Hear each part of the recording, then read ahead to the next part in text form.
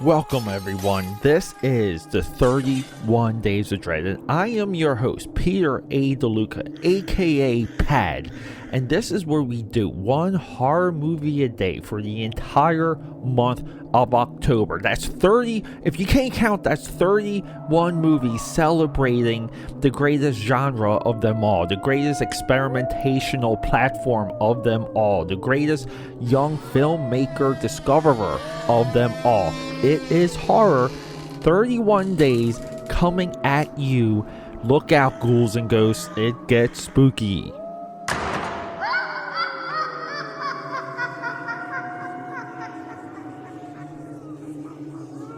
Alright everyone, coming out of that intro hot, this is what I call the telethon portion of the podcast. This is where I pitch myself to you for your support. Your support means everything to me because we're fighting, the AKAPAD army is fighting against algorithms everywhere. Algorithms, I ate some cereal earlier today, I dumped it into my bowl and it was full of algorithms. Okay, bad joke. Alright. Sharing this podcast, telling your friends about it, leaving comments, leaving reviews. This is how we grow AKAPAD's audio audacity. Your support there is more valuable than anything other than like a high five in person, because I'd love a high five in person.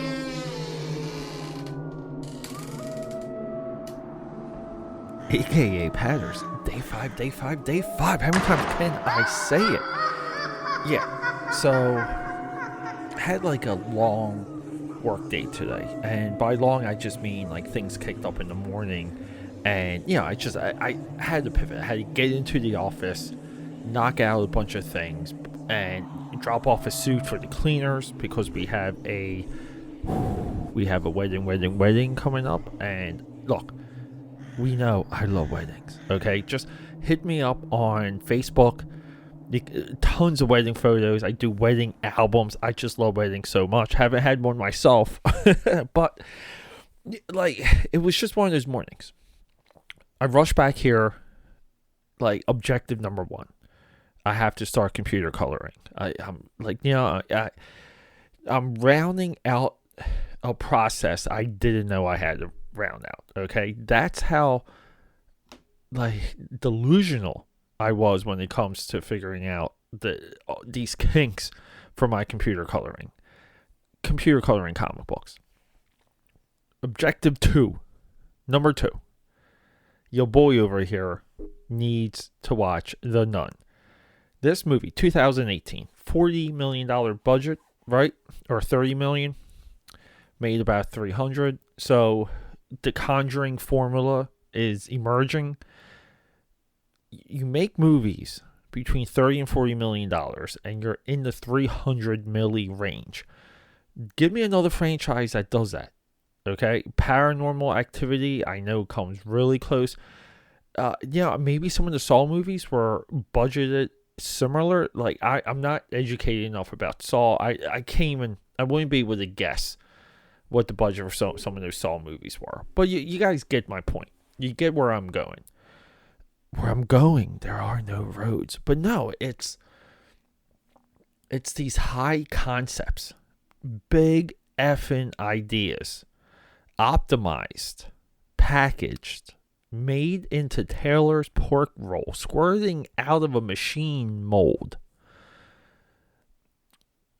But along the way, I mean, we get things. We get things that are delightful and special. And, you know, like I just remember growing up, and I never watched Friday the 13th after, you know, almost like how that, the later movies for that franchise, like I couldn't make any sense of it growing up. The story, some of this like they were back retro. Jason was retroed into like a demon from hell or some crap.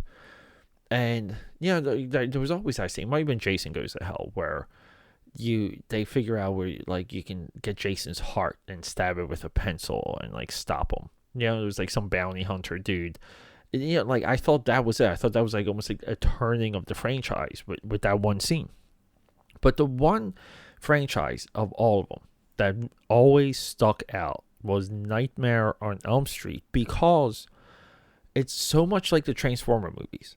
The more you go into the series, they back they back up the backstory. So you get like a bigger piece of this backstory with your preceding sequels.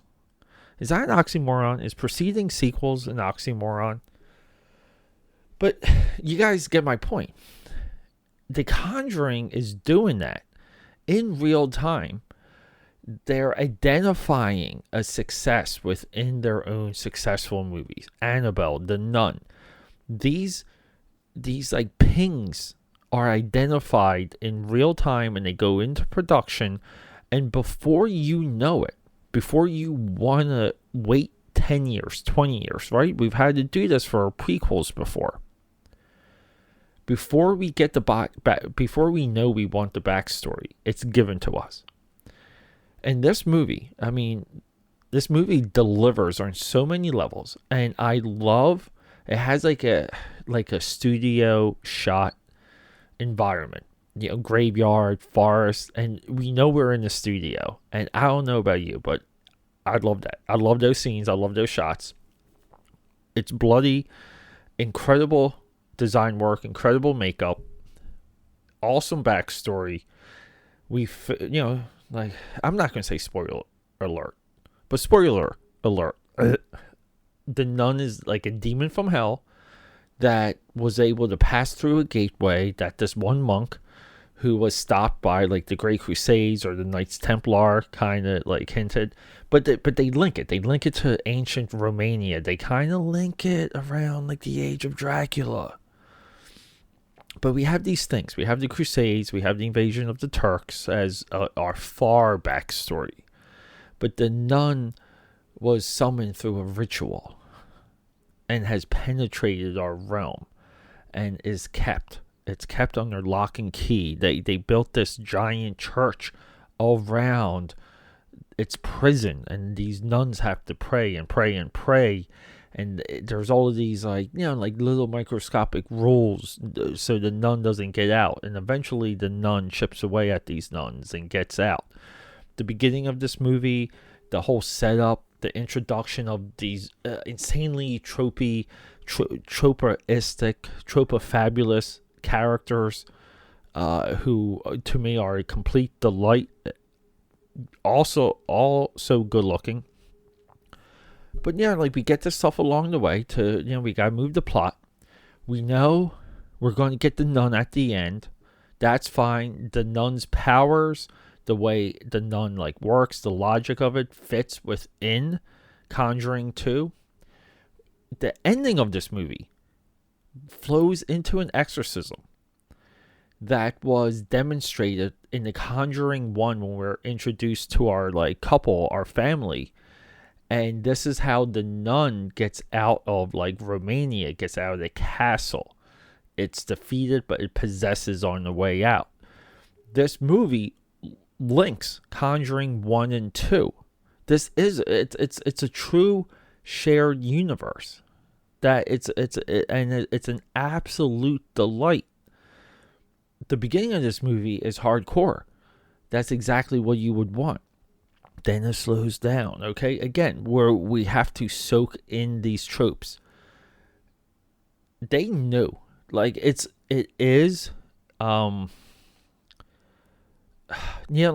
I'm very much fascinated. I'm very much into the idea that they identified the nun, her popularity within one movie. And before there was this a second generation re-exploring the franchise, which commonly happens. They give you the backstory. That's what they did with Annabelle. They worked in their very own formula immediately into a movie. And, don't seem to have done it with Conjuring 3, which is fine. This film series is going to keep going. And that's, I really believe, these, it's almost like the attempts, the flow, this is a shared universe. It should be studied. The imagery still sticks with you, which is great. And like the idea of a haunted nun, of a possessed nun, like knowing that visual will stick with you, it's a stroke of genius. It's a ballsy move. I can't say enough good things about this series so far. We're going to wrap. We're still not done with James Wan, but we're going to wrap up the Conjuring run with day 6, with tomorrow with Annabelle Creation, and then we're going to wrap up James Wan on day 7, October 7th, with Spiral with Chris Rock, and then we're just going to rebuild the 31 Days of Dread at that point. But really, if you want to study building a shared universe that doesn't rhyme with Marvel Comics, you have to study The Conjuring. Everyone, thanks for hanging out. 31 Days of Dread. I love you. And to continue this telethon where we're not talking about high fives, there's other ways to support me. I'm a living professional. I'm a full-time freelancer. Anything you see on this, like here on this podcast, or see my social media, I make everything. It's all made by me. That's a part of my pitch to you. And you can purchase professional services through AKAPAD.com. That's a pipeline to me if you want to send me a message. But also, while you're there, you can sign up for my newsletter. You're going to get deals. You're going to get coupons. You're going to get 2 free trading cards mailed to you free worldwide. And they're 2 Wolfpack trading cards, 2 original characters, for upcoming comic book work. And speaking of comic books, you can go to Etsy, type in Uzi Susie, and that's where you're going to find my mini comic. You can purchase existing issues and pre-order upcoming issues along with bundles if you missed any, like issue 1, 2, or 3 or whatever. There, Uzi Susie is waiting for you. And keep an eye on Indiegogo. A lot of my bigger comic book projects will be available through Indiegogo. All of those updates will be here on this podcast, so if you're a regular listener, I'll let you know. We can rock and roll from there. So everyone, thank you so much, and feel free to reach out to me on social media, AKAPad69, Instagram, and Xbox. That's right, you can play Halo with me. Just straight up AKAPad on Twitter, straight up AKAPad on the Facebook. My business page is there. My personal page is there. Hey, be a personal friend of mine. I don't care. Let's talk movies. Let's talk creativity. Let's talk fun. And just, who cares? Do you like, the Transformer movies? I love them. We can talk about that all night. So meet me there and we'll rock and roll. Let's get talking. We got a movie to discuss.